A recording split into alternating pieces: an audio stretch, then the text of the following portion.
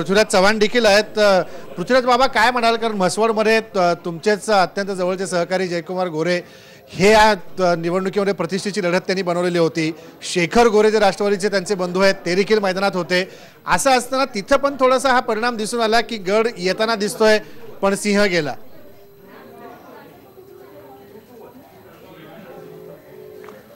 आता हे सगळं विश्लेषण करायला थोडा अवधी लागेल, परंतु मी म्हसवडचा निकाल मला अजून काही माहिती नाही आहे, पण आपण सांगताय की त्याप्रमाणे राष्ट्रीय समाज पक्षाला तिथं नगराध्यक्षपदाची सीट मिळालेली आहे। पण एकच मी धनंजय मुंडे यांच्याशी बातचीत करताना आपला विषय जो आला पुढं की नोटाबंदीचा काही परिणाम झाला का, मला असं वाटतं की मी फक्त कराडच्या पुरतंच बोलतोय, कारण इतर निकाल माझे अजून पुढे आलेले नाहीत। कराडच्या 29 जागापैकी भारतीय जनता पक्षाला फक्त 4 उमेदवार त्यांचे विजयी झाले आणि शिवसेनेचा एकही झाला नाही। मला वाटतं कुठेतरी सत्ताधारी पक्षाला आज दिल्लीमध्ये त्यांची सत्ता आहे, राज्यात सत्ता आहे, पालकमंत्री तिथे तळ ठोकून होते आणि अशामध्ये लोकांनी काही उमेदवार काही निवडून दिले नाहीत, पण फक्त धार्मिक ध्रुवीकरणामुळं आणि धनंजयनी पण दुजोरा दिला की आज मोठ्या प्रमाणामध्ये MIMला आपले उमेदवार विशेषतः नगराध्यक्ष पदाकरता उभे करण्याला प्रवृत्त केलं गेलं, सगळी मदत पुरवली गेली आणि निवडणुकीमध्ये प्रामुख्यानं MIMनी फक्त नगराध्यक्ष पदाच्या आमच्या उमेदवाराला मत द्या आणि तसंच प्रकारे शेवटी भारतीय जनता पक्षानं देखील फक्त आता MIMची भीती दाखवून वरून की आता MIMचे सगळे लोक अल्पसंख्याक मतदार एकत्र होताना दिसतात, त्यामुळं हिंदू मतदार सगळे एकत्र झाले पाहिजे अशा प्रकारे फक्त नगराध्यक्ष पदाकरता मत मागितलं, हे वास्तव आहे। त्यामुळे नोटाबंदीचा निश्चितच भारतीय जनता पक्षावर परिणाम झालेला कराडला तरी मला दिसतोय। आता अर्थातच मताची विभागणी हे स्पष्ट आहे। आकडे जर आपण आमच्या काँग्रेस प्रणित आघाडीचे आणि MIMचे आकडे पाहिले, जे विधानसभेला एकत्र होते किमान कराडमध्ये तरी एकत्र होते आणि त्यामुळे त्याचा आम्हाला निश्चित फायदा मिळाला। आता अशा प्रकारे जर धार्मिक आणि जातीय ध्रुवीकरण, मगाशी महादेवजी जानकर सुद्धा म्हटले की त्यांच्या पक्षाला देखील जागा मिळताना दिसत आहेत, म्हणजे महाराष्ट्राचं मोठ्या प्रमाणामध्ये जातीच्या धर्मावर ध्रुवीकरण होतंय, हा एक निष्कर्ष या निवडणुकीतून काढायला काही हरकत नाही।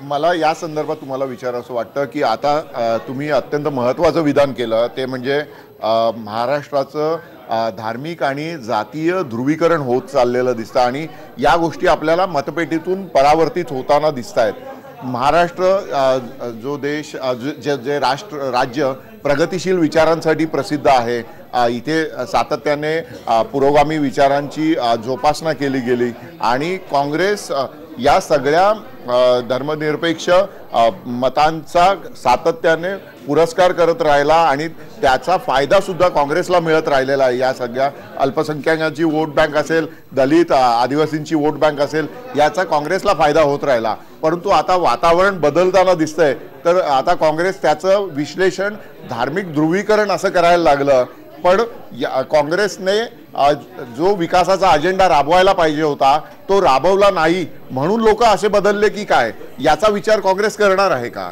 राष्ट्रवादी याचा विचार करणार आहे का?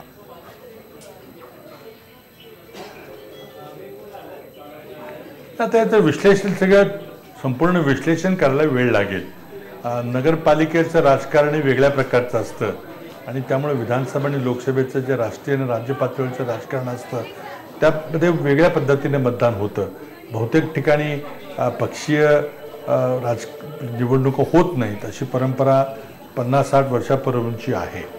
परंतु निश्चितच जी एक रणनीती मुख्यमंत्र्यांनी आणि भारतीय जनता पक्षाने आखली होती, थेट नगराध्यक्ष करून मोदींच्या नावानं काही मतं मागायची, त्याला काही फार मोठं यश येताना मला दिसत नाही।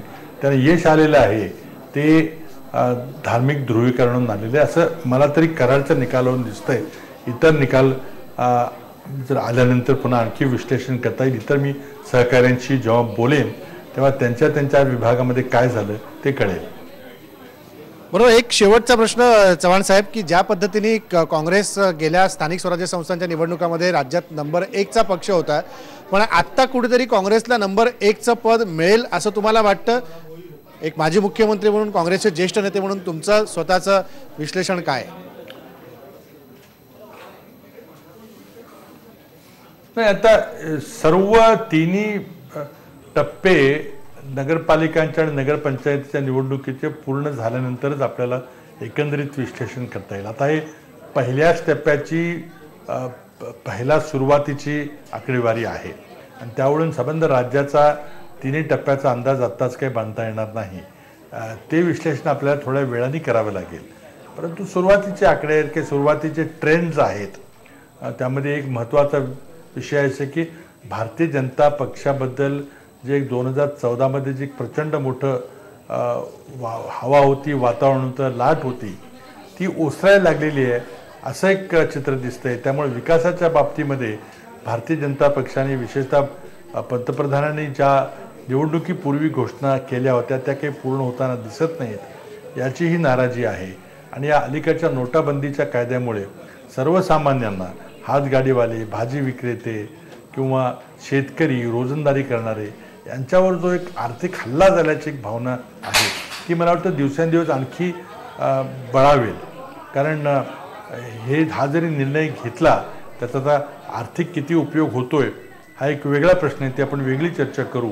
परंतु हा जरी निर्णय घेतला तर तो हाताळताना किंवा अंमलात आणताना इतक्या मोठ्या घोडचुका झालेल्या मला इतिहासात, भारताच्या आर्थिक इतिहासात काही मला दिसत नाहीत. आज 200 रुपये, 2000 रुपयाची नोट आणण्यापूर्वी 500 रुपयाची नोट आणली असते तर लोकांना कमी त्रास झाला असता. म्हणजे आज जवळजवळ 100 कोटी लोकांना आज चेंज करता किंवा सुट्ट्या पैसा करता ओळीत उभा राहिलं. लोकांना स्वतःचा टॅक्स दिलेला पैसा बँकेत जमा केलेला तो देखील दिला गेला नाही. नाही पृथ्वीराजजी, लोकांमध्ये शासनाच्या अनेक निर्णयांविरुद्ध रोष आहे, लोकांमध्ये असंतोष आहे, सगळ्या गोष्टी खऱ्या आहेत. परंतु याचा फायदा घेण्यासाठी ज्या पद्धतीने विरोधी पक्ष सक्षम असायला पाहिजेत ते सक्षम नसल्यामुळे या निवडणुकांमध्ये मोठ्या प्रमाणात शिवसेना, भाजप पुढे जाताना दिसतंय का, हा पहिला प्रश्न. आणि दुसरा प्रश्न, काँग्रेसमधले जे महत्त्वाचे नेते असतील, तुम्ही असाल, अशोकराव चव्हाण असतील, नारायण राणे असतील, तिकडे विखे पाटील असतील, यांनी ज्या पद्धतीने सरकारविरोधात हल्लाबोल करायला पाहिजे होता तो हल्लाबोल केलेला दिसत नाही. त्यामुळे जनतेचा रोष मतपेटीत परावर्तित होताना दिसत नाही. हे कधीतरी काँग्रेस मान्य करणार आहे का?